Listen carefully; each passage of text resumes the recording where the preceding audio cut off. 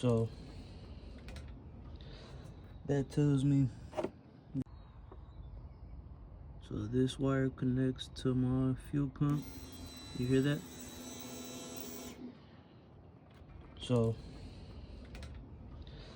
that tells me this fuel pump relay needs to be replaced. It's not jumping circuits over. And that's how it kicks on. Your fuel pump kicks on. Come over here, check the start relay, jump the circuit. That works.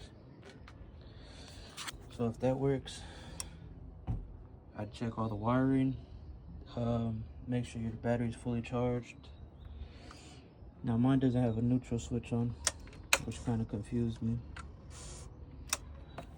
Check the neutral for the kickstand or the neutral switch. It's connected to the motor somewhere. Mine's under here. Check that. That's what I did. I checked it. It wasn't the issue, but it was worn down, so I replaced it. And then that's pretty much will tell you now if with the fuel pump, if it's, you check this and it still doesn't click on or anything like that, you're gonna probably want to swap out that fuel pump.